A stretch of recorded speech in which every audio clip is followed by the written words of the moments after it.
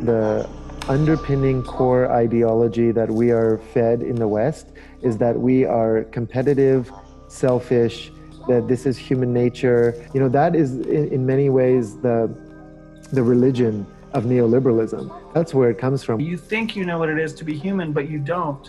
Yeah. All you know is how a human behaves in a power over paradigm. But what if you were to plug that human being into a completely different paradigm?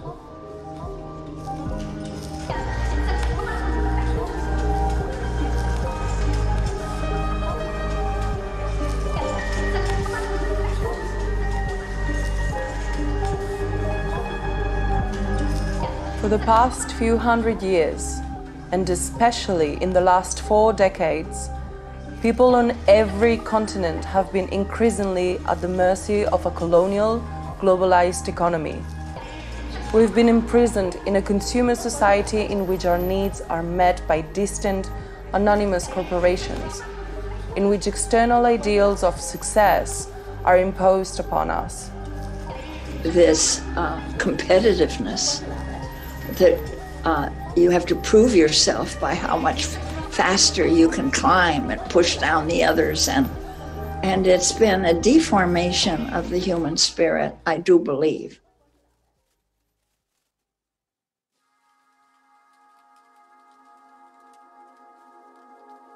But for hundreds of thousands of years, we evolved for a very different type of living. Tribalized. I don't mean tribalized as in ideological oppositionalism. I mean tribalized as I live with these 150 people. My survival is dependent on their survival. My contentment is dependent on their contentment. There's no brain system that supports competition. There's no brain system that's all about aggression. All these assumptions that this society ascribes to human nature, they don't exist in our neurophysiology. And there's an ache now for people to discover who they are. We human beings didn't evolve for a hyper-individualized, competitive way of being. For most of our time on this planet, we lived in collaborative, intergenerational communities, deeply connected to the land and the waters that sustained us. This is why you can now see across the world, people who've been pushed into this unnatural, high-rise way of living, disconnected from each other and from the earth. They're now developing a natural and almost biological hunger for community and connection to nature. I see that the more interest among young people about the farming and moving, especially moving outside of big cities, because they are very, very hungry for communal bonds. So I see something very important is happening here. And the young people in Brazil are already showing that they want this ecological future and local future, locally based and deeply weaved within territory to exist. And they came together within a movement that we called localization.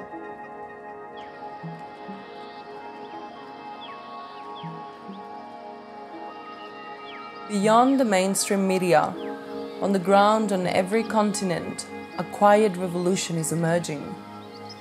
People are seeking community, collaboration, ways of life that nurture the natural world instead of destroying it. Farmers' markets, small business alliances, transition towns, mutual aid networks, community banks, agroecology schools, alternative education, permaculture, eco-villages, and more. Collectively, these diverse initiatives demonstrate a new path forward for humanity. It's a path that localizes rather than globalizes, connects rather than separates, and shows us that human beings need not be the problem. We can be the solution. We are facing an emerging global civilization and the danger of global monoculture. And it is this danger that can be countered by the localization movement. It is localization that can enable the emergence of diversity, identity, autonomy, and resilience.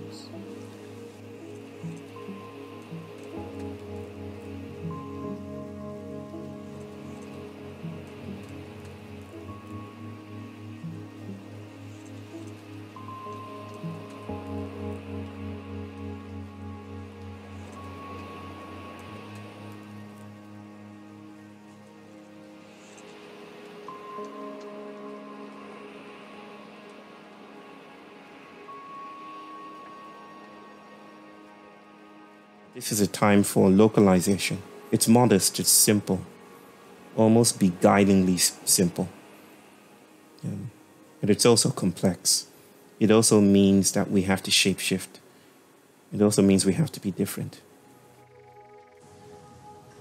In local economies, people can see their impact on others and on nature. This is the human scale, where the structures create transparency and accountability and bring out the best in people. This, for me, is the strongest argument for localization. When people work locally, they look after what they're working with. They have a longer horizon. They're not thinking to the next shareholder meeting, to the next quarterly profits review. They're thinking, what would this be like for my children and grandchildren? That kind of long-term vision is profoundly ecological. People want to experience their responsibility. And that means that you carry yourself with pride and dignity because you matter. What makes a human being happy? I don't want to trivialize that question, but I would say that it is multidimensional relationships. Relationships to each other, to other people, to non-human beings, to a place. You create together. You meet physical needs for each other. You are embedded and you could say of a place, not just a separate self. But you are part of a circle, of a circle of circles of circles of circles of relationships. Therefore, you know who you are. Therefore, you have a sense of belonging.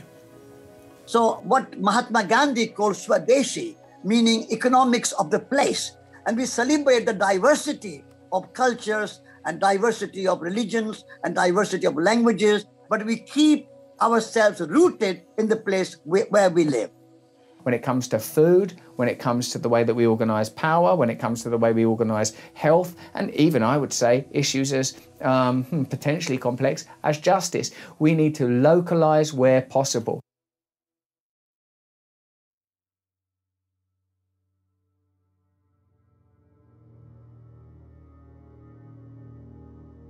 Thanks to globalization, the food we eat travels thousands of miles.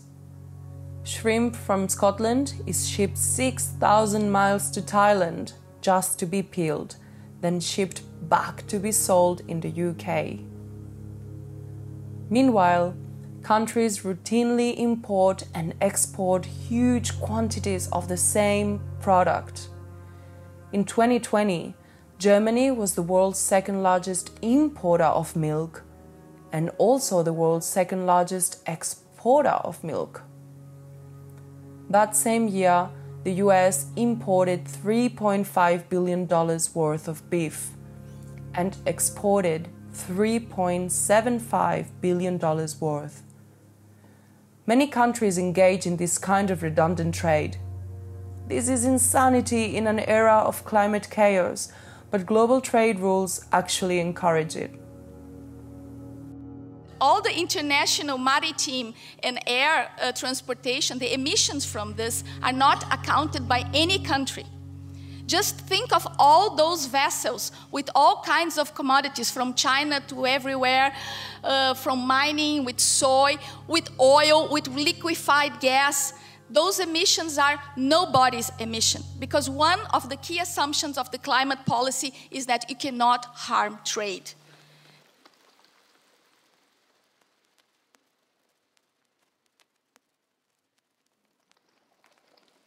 The global market pressures towards vast, chemical-intensive, monoculture-based farming. These monocultures actually produce less food while eliminating biodiversity and destroying small farmers. Local markets, on the other hand, require a variety of different products, and so they unleash the productive and truly regenerative power of small-scale, diversified farming. Permaculture has contributed to that acknowledgement and importance of these smaller, localized economies for radically reducing ecological footprint. It's desperately important that we take control in our communities of our food, to eat food grown locally as much as possible. Saving seeds, learning from our nature, learning from farmers, we can grow enough food to feed all of India twice over by conserving biodiversity, regenerating the soil, regenerating the water, and healing the broken climate cycle. Agriculture uses half of all habitable land, so a shift from global monocultures to localized, diversified food systems would literally transform the face of the earth.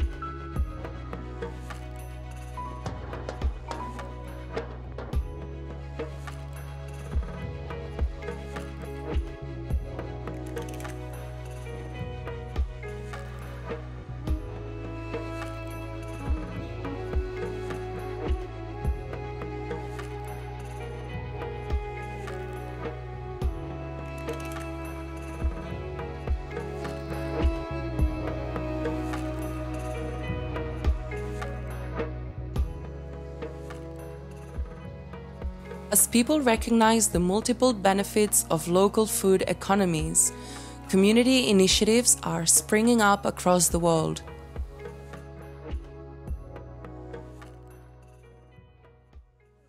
We have over 1,500 urban gardens and farms now, all across the city of Detroit. We are going to build a local ecosystem of food entrepreneurs, and we are about to build the most delicious local food economy on the planet Earth. Ici, nous apprenons à produire les fruits, nous apprenons à produire le poisson, nous apprenons à produire le maïs, etc. Tout ce qui va concourir à nous nourrir, tout ce qui va concourir à promouvoir l'économie locale, c'est-à-dire les richesses de notre terroir. C'est cela que nous visons. Mais si nous sommes là à consommer ce que les autres font tout le temps, on sera toujours pauvre et toujours esclave. Et c'est ça que je ne veux pas de la nouvelle génération. Number of young people from the city want to come back to the farm is increased. They have strong intention that they want to do organic farming. Now we do a lot of training. Mainly people from the city come, and most of them ready to quit their job. Many of them looking for land. Many of them bought the land already. We have a madness in this world where food that is grown around our cities is largely exported to other areas, either within the country or even outside the country. And wouldn't it be so much better if the local farmers had the opportunity to work with the local communities to bring their food into the city, as was traditionally done? Bristol was once fed by peri-urban horticulture projects, like suburban market gardens, basically.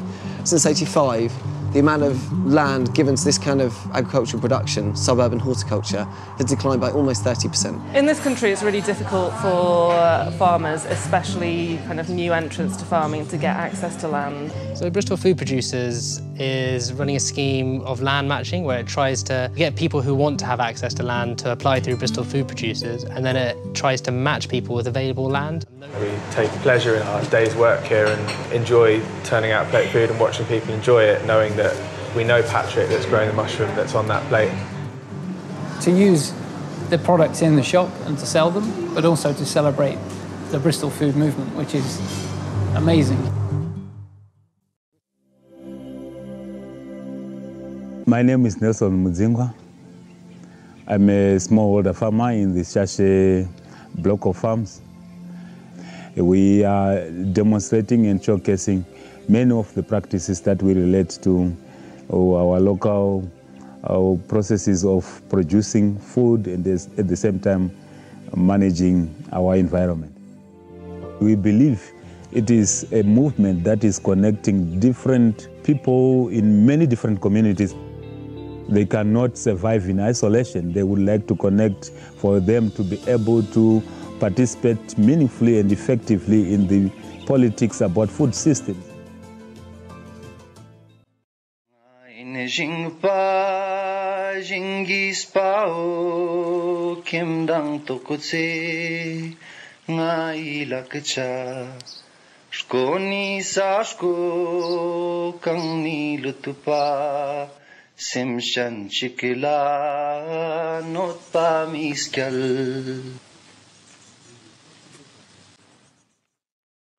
Tene I sakyat po tene dang dire tu zanga da chamjik skyop se borche chingna tene ina sakyat ga ngati lakpa ne tene chodmek tapchis po ni rauna chamjik khakchanjik dukle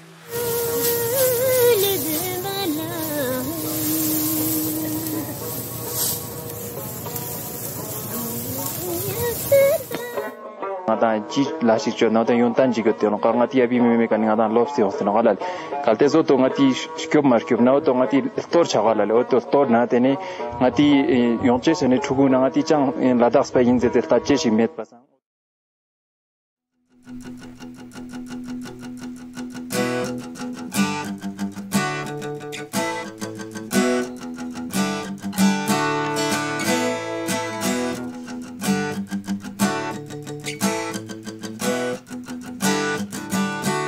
We are a group of friends in Budapest involved in different activities dealing with sustainability and more social justice.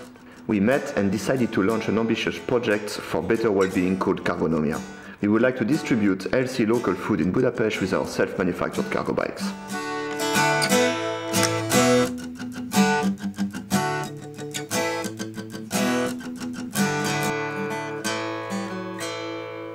We bring all that foods and also eggs, beers to Cargonomia in the city center of Budapest. From there, we distribute it to people in Budapest with our cargo bikes made in Tiklonomia.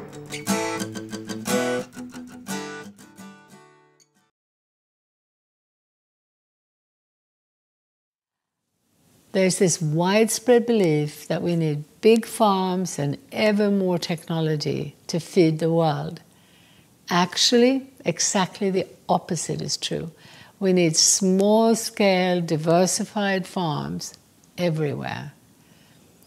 Supporting this turnaround is an essential step in transforming the entire economic system, and is something that we can all contribute to right now, wherever we are.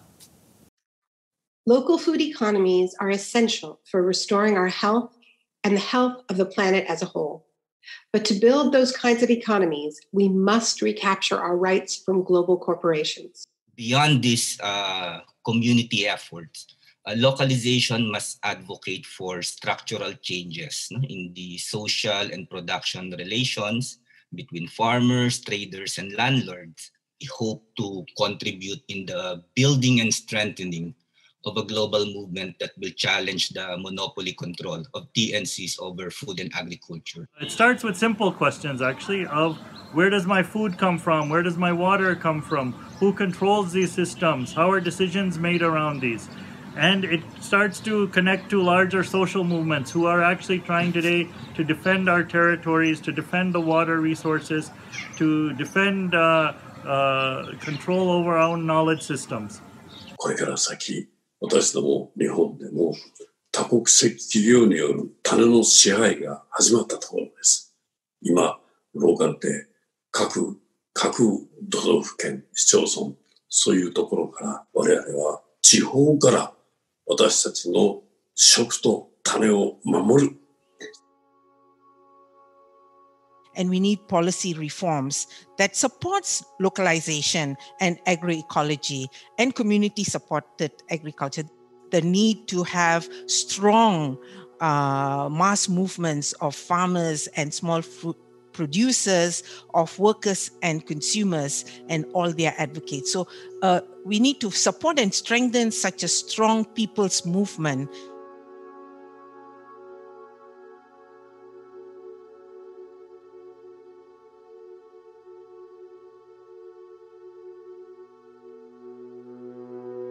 How is it that we have allowed control of our food systems and our entire economy to be put into the hands of giant global institutions? So from the time of colonization, there was historical structuring or reorientation of domestic agriculture and food production towards sources of cheap raw materials for the industrial needs of the colonizers. So it continued with the neoliberal globalization of the past 4 decades. And they've used instruments like WTO, bilateral agreements, FTAs, as well as restructuring required by the international financial institutions such as World Bank and IMF.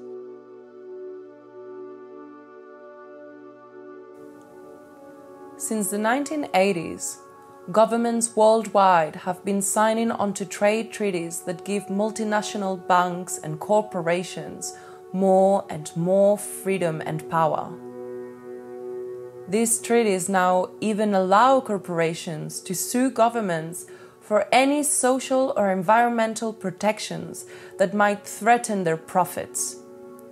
This makes a mockery of democracy. You know, what did globalization do?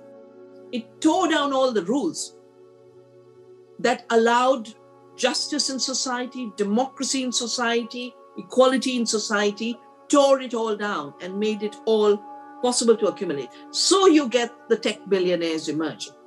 You get the BlackRocks and the Vanguards. And this year, BlackRock is 9.5 trillion. 9.5 trillion in a decade. They own the media. They, of course, own the whole financial infrastructure. And so basically almost any aspect of our life today is dominated by these global corporations. And what's so terrifying about it is that they are structured legally with one mission above all, which is to increase shareholder profit, shareholder value as fast as possible.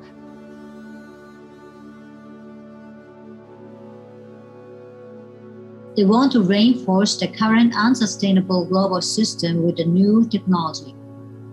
Now, as we move forward with this localizing movement, we have to be very, very careful with this word, new technology.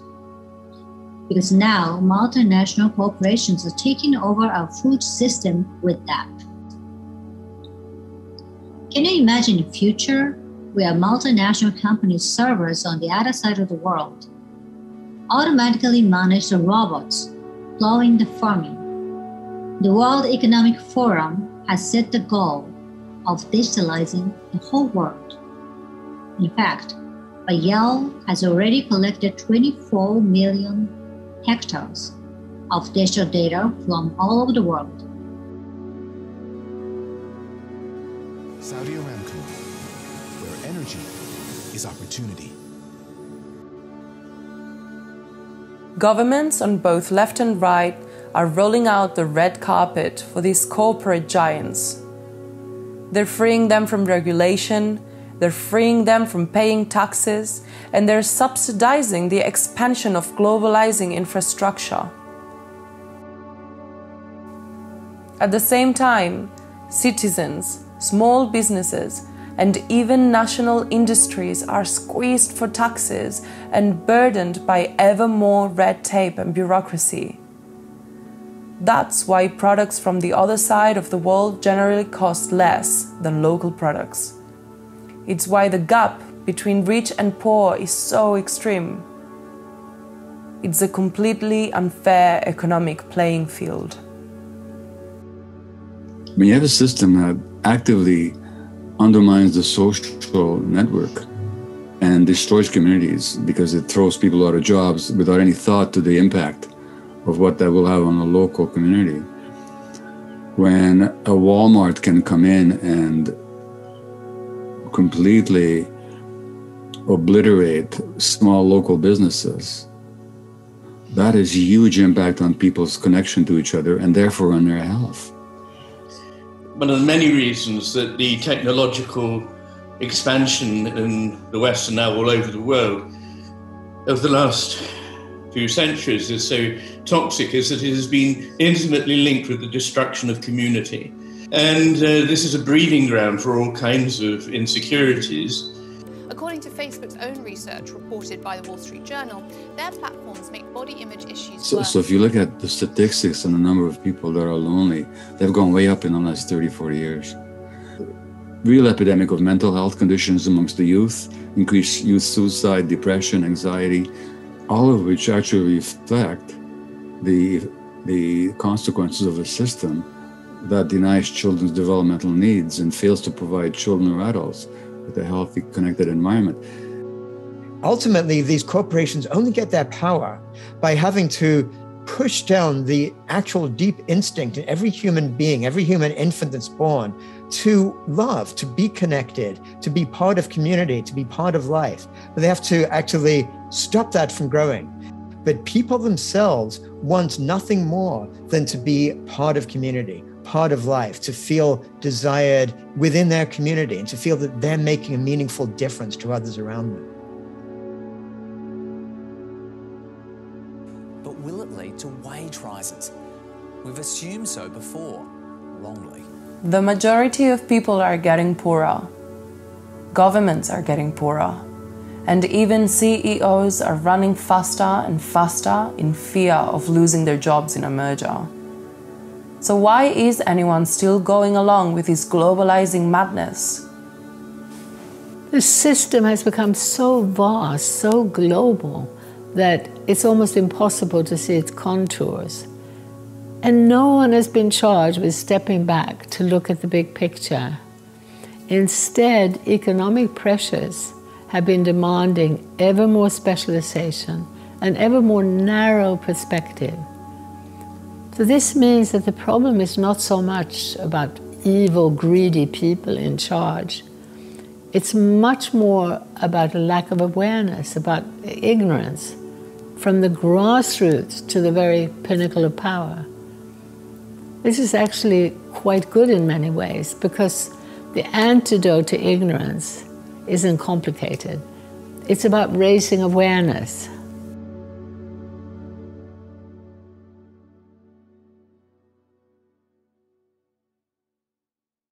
The globalized economic system that dominates our world is like the Pied Piper who led the children of Hamelin to their doom. With its enchanting glamour of media, consumerism, and big business, globalization has led us to so many crises like climate change, ecological disasters, widening gap between the rich and the poor, and increasing social violence and illnesses of all kinds. What gives us hope is the millions of deep thinkers and their initiatives that promote localization as a major systemic solution that we need to arrest our civilization's free fall to disaster. When we think local and we consume local, it makes for a healthier planet, because the ripple effect it causes and this community spaces that it creates is just beautiful. I'm trying to shift away from contributing to the fossil fuel economy in any way possible. It makes so much sense because the only people making money in the whole economy seem to be the people who are extracting from the system. Millions of local initiatives already exist in India for local agriculture, innumerable local crafts, creating local economies, and much more. 93% of our total workforce of India is from the unorganized sector, which includes small and localized businesses.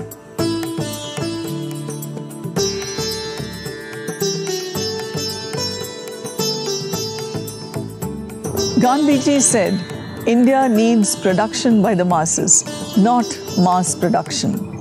And that we need Gram Swaraj, which really means respect for localization. India is a country that still has over 20,000 varieties of rice, over 1,000 kinds of handlooms, over 120 major living languages, and we have diversity of all kinds.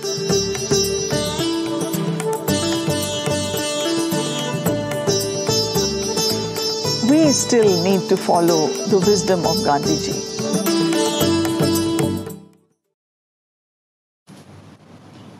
Sabemos que el metabolismo de la economía globalizada es irreconciliable con la finitud del sistema biofísico.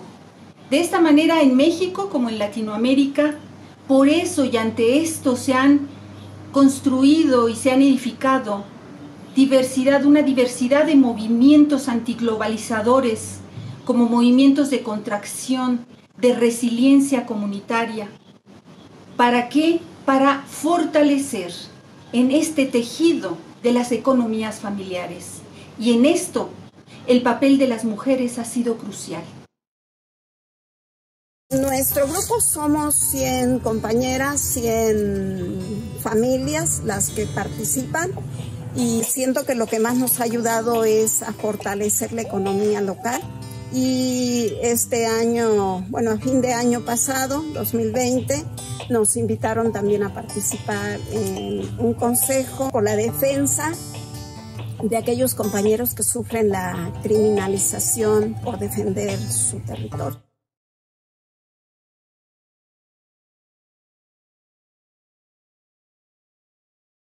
Worried customers have been snapping up everything in sight. Store shelves nationwide are dwindling or totally empty. We needed a pandemic to show us how resources need to actually flow and how localized action can create amazing local responses based on a new relatedness. In an emergency, we're kind of hardwired to help each other. And small-scale approaches are a very effective way to build relationships of trust and meaning while serving needs. So one of the really dramatic consequences of the coronavirus pandemic is the rise all over the world of community-based mutual support groups. Some of them are amazing. At the same time, there's a growth in response to the longer-term crisis of neoliberal capitalism, which has been devastating for 40 years. There's a growth of worker-owned enterprises, collectives, community-based services spreading all over. One of the things that happens in the midst of large-scale shocks and crises is that we realize very quickly how vulnerable our globalized supply chains are. And in the rocky world of climate chaos, we're seeing many more examples of this. Localization in this context is survival. We will be facing more shocks, more novel viruses, more cataclysmic storms. Our communities must prepare by becoming more self-sufficient, more able to provide for our basic food, energy, and medical needs. Self-sufficient is not the same as isolated or parochial or insular. I'm an internationalist. But more sturdy, more ready, and more resilient communities is what we need for when the next shock comes.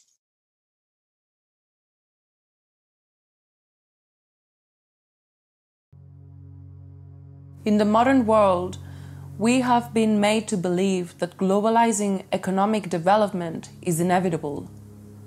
Cookie-cutter houses, bigger highways, homogenized main streets, concrete and high-rise and corporate logos on every corner. We have called it progress and treated it as some kind of evolutionary force beyond our control. But all around the world, communities are exploring a diversity of place-based alternatives. We have to rebuild our local economies, our local societies, our local politics. And there's millions of movements around the world which are actually saying, no, we are the power, we claim the power where we are. We're not going to give it to politicians or to corporations. A community decides to manage shared wealth in ways that are participatory, fair, and peer-governed. And this happens outside of markets, outside of the state. It's people-driven. We see it in cooperatives and local currencies and time banking. We can see it in community forests and community-supported industry. The commons and localization are not fated to be small or uninfluential because they're small. The strategy is to emulate and federate, to federate horizontally so we can coordinate and trade knowledge and grow a bigger footprint while keeping the appropriate scale. And there is a master plan for developing the area, and we've looked at it and thought, well, it's exactly as a master plan would be in the late 20th, early 21st century. And we as a community have come together and thought we can do better than this. So what we're looking at is how we can co-design a neighbourhood that's going to answer the questions of growing inequality, climate change, and poor design and fragmented communities. We like to think of the transition movement as being a movement of communities who are reimagining and rebuilding the world, and they do so with a particular focus on localization.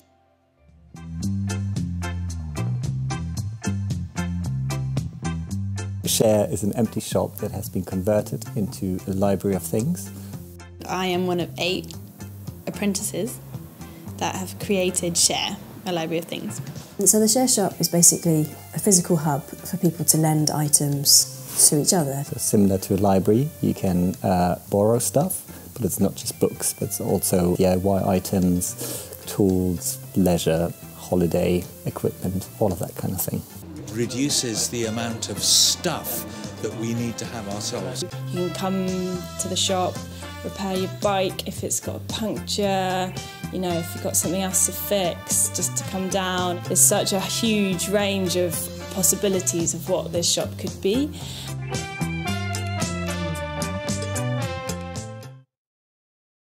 When we treat economies and communities as local as opposed to global, we have a chance to exercise real power over the way our lives are run. This is going to require great regulation of many of these centralised institutions, e.g. in the corporate world, in government.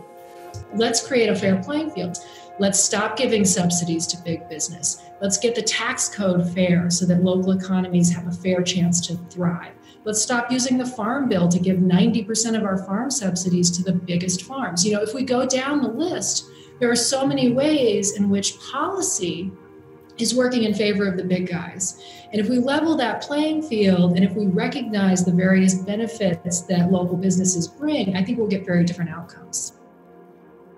ぜひそういった多様な食文化、それから多様な命をしっかりと守っていけるような法律を作っていくことによって日本国内においてもそうですし、ひいては世界においてもそうしたローカリゼーションの活動がしっかりできるようにしていきたいと思っています。 역시 전주에서도 지역화 관련해서 지역 금융이라든지 지역 에너지라든지 지역 먹거리라든지 많은 일들을 하고 있습니다. 어쨌든 이 세계화, 신자유주의의 엄청난 파고를 막는 힘, 이 지역화의 힘으로 저는 이런 작은 도시들 그리고 국가 또 지구적 연대를 한다면 저는 충분히 행복한 세상을 만들 수 있지 않을까 그렇게 생각합니다. I'm bringing a little bit of a different voice of hope, the voice from what probably most people think is an unlikely quarter to have voices of hope, and that's the business world. So when we live and work in the same community, we see every day the people that are affected by our decisions, whether they're our employees or our neighbors or our customers, our suppliers, or our environment. And we're more likely to make decisions from the heart as well as from the head. Imagine if a grassroots movement of local people decided that we could make and grow and invest in the goods and the services that our communities need. That jobs and wealth were better in the hands of the many rather than the few. That as manufacturers, family farmers, independent retailers, as energy providers, or as community bankers, that we could all just decide that it was all right to care for each other. Here at Bali, the Business Alliance for Local Living Economies, we know that real prosperity is local by its very nature. From Seattle to Cincinnati, Asheville to Minneapolis, New Orleans to Vancouver, BC, Bali is celebrating and recognizing, supporting and connecting the leaders of a new economy. And in those communities in the United States with the highest density of locally owned business, there is the highest per capita job growth rate. That in those communities with the highest number of locally owned businesses, there is the highest per capita income growth rate.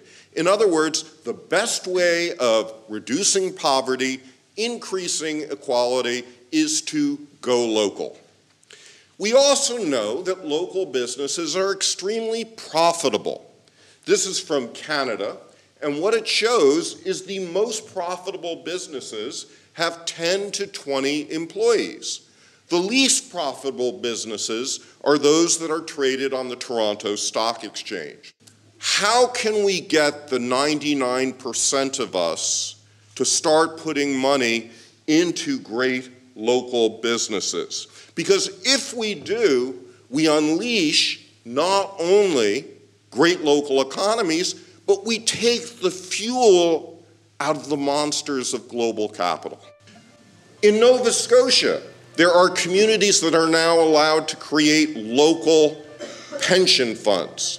And there are maybe, 50, 60 of these pension funds. In New Brunswick, they just implemented a 50% tax credit. Every dollar that you put into a local business above $1,000 generates 50 cents of reduction in your taxes in provincial tax obligations. These are serious reforms. Localization addresses people's mounting concerns with the cost of living, with their financial security. Simultaneously, it reduces emissions and other environmental destruction. It's a vision that bridges social and environmental issues, the rural and urban divide, and the political left and right. It's a unique opportunity to build a broad-based movement that could bring about fundamental systemic change. And I think we're seeing that a lot of pushback, a lot of people pushing more to the right in their politics right around the world, is this cry out for more empowerment at a local level. They're sick of these decisions being made by corporations that are thousands of kilometres away from their own region, where they understand the nuance and what's required in their particular community.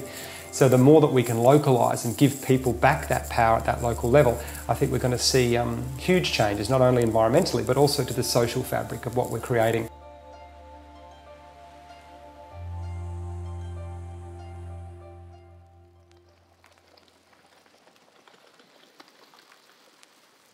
Only the tiniest fraction of the global population is actively involved in promoting the continued globalization of the economy. By contrast, those working for a fundamentally different future can be numbered in the hundreds of millions. Se pravi, prišli smo do mejnika, ko se bo treba resnično odločiti, v katero smer bomo šli, govorim v imenu človeštva, ali v smer, ki je človeku dana, torej k obdelovanju zemlje, k samooskrbi, k prevzemanju odgovornosti za naša lastna življenja. ali pa v smer, ki nam je ponujena, torej v globalistično, kapitalistično družbo.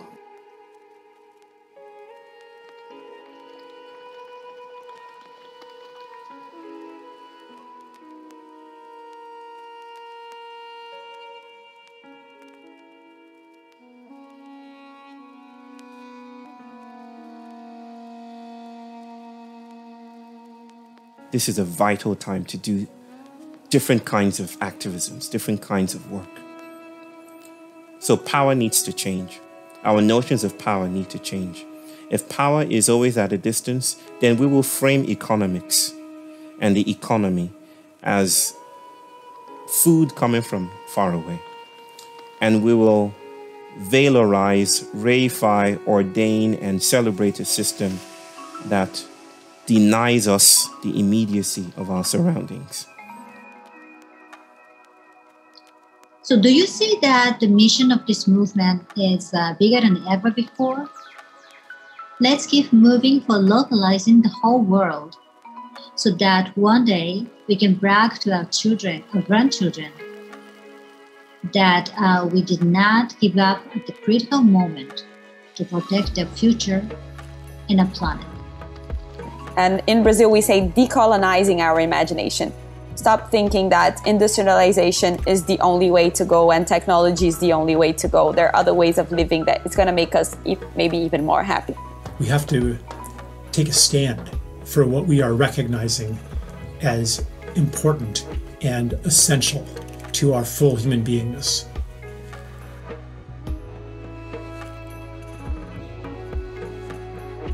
Move people away from this idea that we're in a kind of Darwinian struggle, one against the other, into the notion that we live in communities and we must help each other in communities. I'm not saying let's smash down cities and throw our iPhones out the window, let's keep them, but let's not prioritise the continual commodification and the continual advancement of consumer goods as the dominant idea for our life.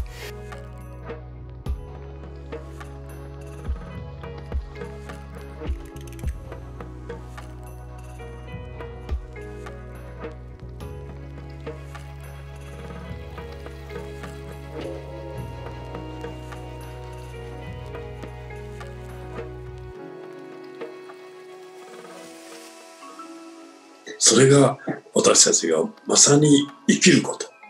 いわゆるローカリゼーションだ。それが始まったと私どもそう思っています。どうかみんな頑張りましょう。The real change does not come from the top. Real change does not come from the center. Mahatma Gandhi did not work from the House of Parliament or President's house. Martin Luther King did not come from the White House. We have to focus on building grassroots movement stronger and stronger and stronger, and that is the future for the local economy and human scale paradigm. Economic localization aligns with fundamental principles of life.